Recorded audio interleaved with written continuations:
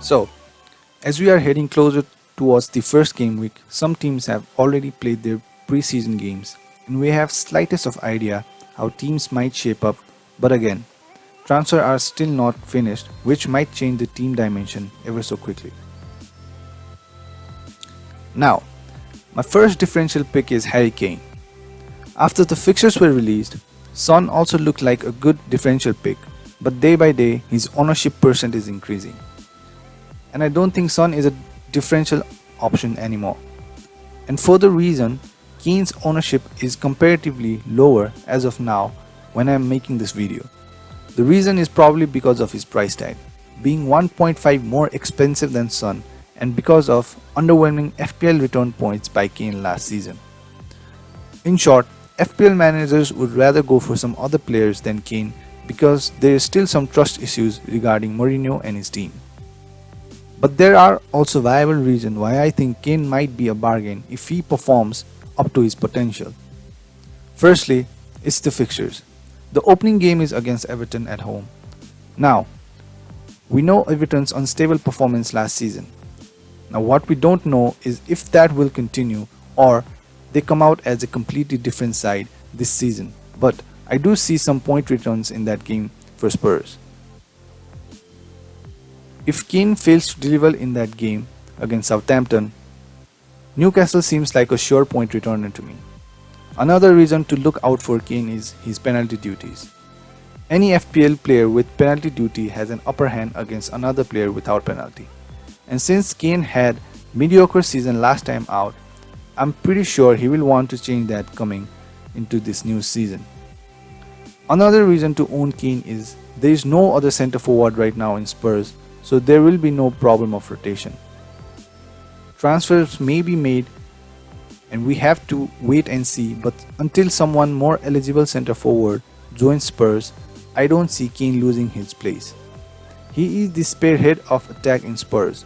He will get his regular minutes without a doubt, so why not? Now, another player that looks absolutely fantastic choice for differential pick is Vardy. Yes, Leicester are not as fair side as it once was, and now they might lose some of their key players in the transfer market, but last season they started the season in a quite mannerly fashion. They stayed up in the second position with City and Liverpool near side. That shows they still have it in them. Players like Maddison and Perez seem to be finding hard to get their form back, but they are still a quality side, if not the best. With fixtures against West Brom and Burnley in first and second game week and ownership of only 14%, he looks like a favorable choice. Now moving on, another player is Walker Peters from Southampton. His ownership as of now is 8.7%, and I have noticed a lot of managers going for McCarthy, and I do believe he is a very good choice for the first game week. If you think McCarthy will keep a clean sheet, then going for Walker also seems like a logical option. But again, they face Spurs in the second game week, and they are unlikely to keep clean sheet in that game. For the first game week, and I'm positive many of them have Vinagre too in their defense for the first game week. But Wolves face Man City in their second game week, meaning if you have McCarthy, Peters and Vinagre going into second game week, Southampton faces Spurs and Wolves faces Man City. So either you must have an option to bench them or transfer them out to get return points from defense, or else I find it hard to accept that Wolves and Southampton will keep clean sheet in their second game week. Now, my fourth pick is James Justin. He is priced at 4.5 and I believe he will start the first game week for Leicester as Pereira, Amati, Fuchs is injured and Evans is suspended, and Chilwell might probably leave in this transfer market. If it wasn't for the fixtures, I don't think anyone would have laid eyes on Justin, but since they have both first and second game week very easy fixtures, I think he would be a good starting defender for that value in both the opening games. There were some of the differentials I think will be worth the price. Now there are some other players I feel like people should look into if transfer happen, and there are some players I think FPL managers in general are overlooking and over prioritizing. Now there is a debate between Armstrong and St. Maximin, who are both priced at 5.5 million and can be a great differential picks. And I went through some stats and I would leave the judgment to you, selecting a 5.5 midfielder after I present you my analyzed stats. Now there is this hype about Maximin and I have not watched him play and I don't want to act like I have, but according to the stat, Armstrong played 1700 minutes in 30 appearances and St. Maximin played 1860 minutes in 26 appearances, where Armstrong took 46 shots with 17 of them on target and Maximin also took 46 shots with 21 of them on target. Not only that, Armstrong also had 5 goals, which was second highest behind Ings compared to Maximin's 3 goals. But St. Maximin had more touches inside the box than Armstrong, meaning Maximin had more big chances created, where Armstrong had 4 assists last season and Maximin had 5. Maximin had 8 big chances created, whereas Armstrong had only 2.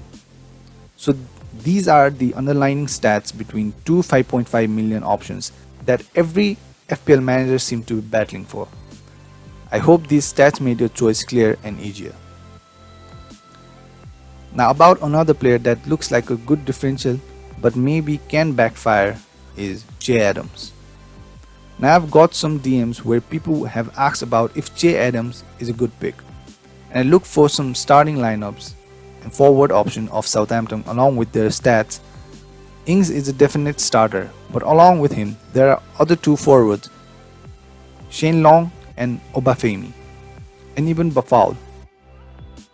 There seem to be no certain formation and I feel like there is no certainty that Che Adams will start.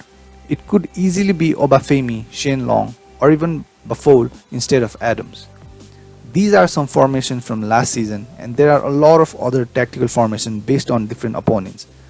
So please, if I am missing something about Che Adams, please kindly correct me, but Che Adams seems like an unpredictable pick.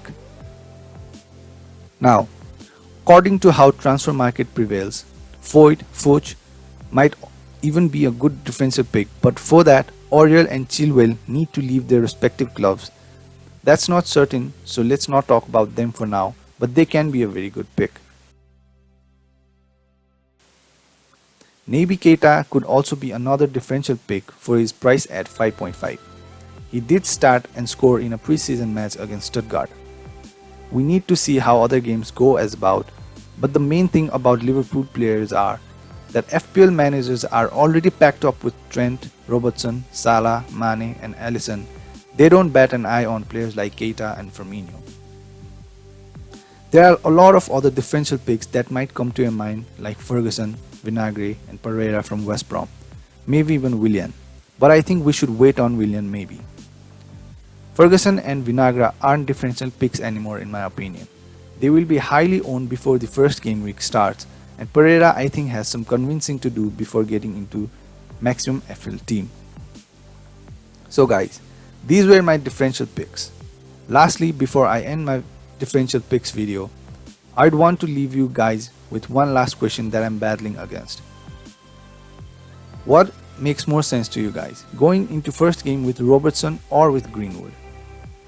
Robertson is 0.5 cheaper than Greenwood and can return points in many ways from assists, clean sheets and all, whereas having Greenwood in first game week on your bench also seems like a logical choice, since Man United have good opening fixtures and I feel like it will be difficult to get hands on Man United and Man City players after Premier League starts.